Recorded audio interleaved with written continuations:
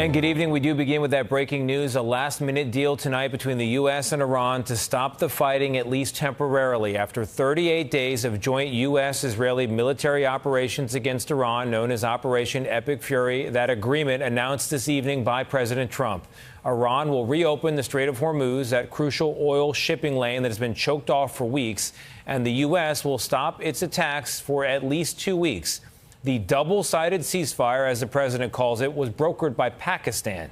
After multiple delays, the president had given Iran's leaders until 8 p.m. Eastern to reopen the strait or else, threatening attacks on power plants, bridges, and more.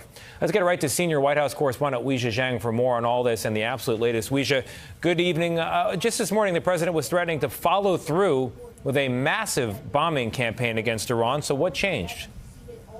Well, Tony, we know that at this hour, President Trump is inside working in the Oval Office. And of course, just a short time ago, he fired off that tweet with the critical announcement. We know that intense talks unfolded throughout the day with the Pakistani prime minister negotiating the ceasefire agreement and Vice President Vance representing the U.S. in those talks. The president made clear that his top priority for any agreement was reopening the Strait of Hormuz. He said Iran has agreed to the complete, immediate, and safe opening of the strait, and that's why he agreed to suspend the bombing and attack of Iran for a period of 2 weeks. As you mentioned, he is calling this a, quote, double-sided ceasefire.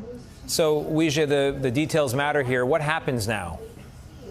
Well, President Trump says he has received a 10-point proposal from Iran, and he believes it is a workable basis on which to negotiate further, adding that this 2-week period will allow the agreement to be finalized. What we don't know, Tony, is whether the president's dire threat remains. Just this morning, of course, he warned that if a deal was not reached to end the war, quote, a whole civilization will die tonight, never to be brought back again. He says the U.S. has a plan to bomb Iran's bridges and power plants, which has raised concerns among both Democrats and Republicans because, of course, that is civilian infrastructure. Tony, we should note that as of this hour, though, we have not heard from Israel or from Iran, and the Pakistani prime minister says that more details will come in due course. All right, Weijia, thank you very much.